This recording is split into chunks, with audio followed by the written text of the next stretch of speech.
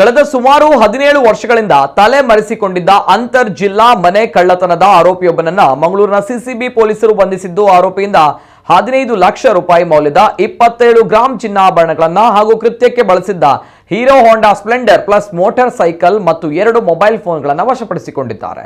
ಮೂಲತಃ ಮೈಸೂರು ನಿವಾಸಿಯಾಗಿದ್ದು ಈಗ ಬೆಂಗಳೂರಿನಲ್ಲಿ ವಾಸವಾಗಿರುವ ಸಿದ್ದರಾಜು ಬಂಧಿತ ಆರೋಪಿ. ಈ ಬಗ್ಗೆ ಸುದ್ದಿಗೋಷ್ಠಿಯಲ್ಲಿ ಮಾಹಿತಿ ನೀಡಿದ ಮಂಗಳೂರು ಪೊಲೀಸ್ ಆಯುಕ್ತ ಕುಲದೀಪ್ ಕುಮಾರ್ ಜೈನ್, ಆರೋಪಿ ಸಿದ್ದರಾಜು ಯಾನೆ ಮೂರ್ತಿ ಯಾನೆ ಸೋನುರಾಜ್ ಯಾನೆ ಸುಂದರ್ ರಾಜ್ ಯಾನೆ ಸಿದ್ದರೌಡಿ ಯಾನೆ ಸಿದ್ದು ಜ್ಞಾನ ಮೂರ್ತಿ ಹೀಗೆ ಬೇರೆ ಬೇರೆ ಹೆಸರುಗಳಿಂದ ಗುರುತಿಸಿಕೊಂಡಿದ್ದ ಎಂದರು. ಆರೋಪಿ ಸಿದ್ದರಾಜು ಮಂಗಳೂರಿನ ಕಾವೂರು ಪೊಲೀಸ್ ಠಾಣಾ ವ್ಯಾಪ್ತಿಯಲ್ಲಿ ನಡೆದಂತಹ ಮನೆ ಕಳ್ಳತನ ಉಡುಪಿ ಜಿಲ್ಲೆಯ ಮಣಿಪಾಲ, ಕಾರ್ಕಳ, ಶಿವಮೊಗ್ಗ ಜಿಲ್ಲೆಯ ಆಗುಂಬೆ, ತೀರ್ಥಹಳ್ಳಿ, ಮಾಲೂರು, ಕಾರ್ಗಲ್ ಹಾಗೂ ಚಿಕ್ಕಮಗಳೂರು ಜಿಲ್ಲೆಯ ಕೊಪ್ಪ, ಹರಿಹರಪುರ ಪೊಲೀಸ್ ಠಾಣಾ ವ್ಯಾಪ್ತಿಯಲ್ಲಿ ಮನೆಗೆ ನುಗ್ಗಿ ಕಳ್ಳತನ ಮಾಡಿರುವುದು ಪೊಲೀಸರು ನಡೆಸಿದಂತಹ ತನಿಖೆಯಿಂದ ಬೆಳಕಿಗೆ ಬಂದಿದೆ. 2005ರಲ್ಲಿ ಮೈಸೂರಿನ ವಿಜಯನಗರದಲ್ಲಿ ನಡೆದ ಗಂಗಮ್ಮ ಎಂಬ ಮಹಿಳೆಯ ಕೊಲೆ ಪ್ರಕರಣದಲ್ಲಿ ಬಂಧಿತನಾಗಿದ್ದ ಈತ ನ್ಯಾಯಾಂಗ ಬಂಧನದಲ್ಲಿದ್ದ ವೇಳೆ ಸಾಕ್ಷಿಗಳಿಗೆ ಬೆದರಿಕೆ ಹಾಕಿದ್ರಿಂದ ಈತನನ್ನ ಬಳ್ಳಾರಿ ಜೈಲಿಗೆ ಸ್ಥಳಾಂತರಿಸಲಾಗಿತ್ತು.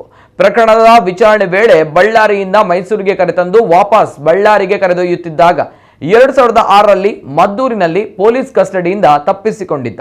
ಆ ಬಳಿಕ 2023ರ ತನಕ ತಾಂತ್ರಿಕವಾಗಿ 17 ವರ್ಷ ಯಾರಿಗೂ ಸಿಕ್ಕಿರಲಿಲ್ಲ.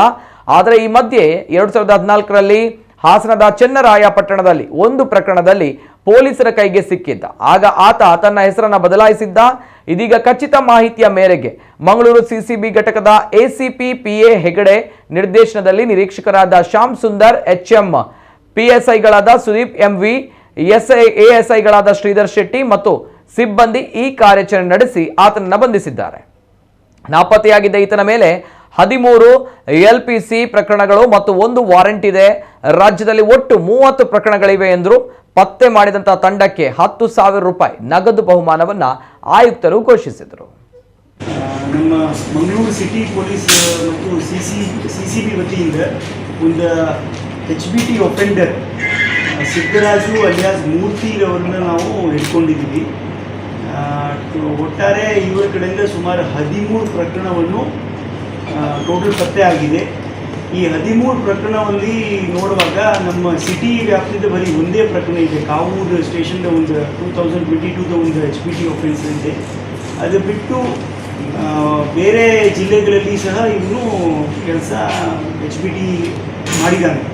ಟೋಟಲ್ ಶಿವಮೊಗ್ಗದ ಸುಮಾರು 8 ಪ್ರಕರಣಗಳು, ಉಡುಪಿದ 2 ಪ್ರಕರಣಗಳು ಮತ್ತು ಚಿಕ್ಕಮಗಳೂರದ 2 ಪ್ರಕರಣ, ಒಟ್ಟಾರೆ 13 ಪ್ರಕರಣದಲ್ಲಿ ಇವರು ಭಾಗಿಯಾಗಿದ್ದಾನೆ.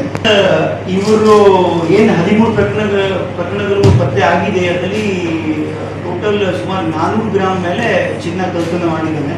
ಅದರಲ್ಲಿ ನಮ್ಮ ಸಿಸಿಬಿ ತಂಡ ಇವರಿಗೆ 270 ಗ್ರಾಮ್ ಇವರ ಕಡೆಯಿಂದ ರಿಕವರಿ ಕಾರ್ಯಾಚರಣೆ ಮಾಡಿದ್ದಾನೆ. ಅದು ಆಲ್ರೆಡಿ ಈ ಬೋರ್ಡಲ್ಲಿ ತಾವು ನೋಡ್ಕೋಬೋದು.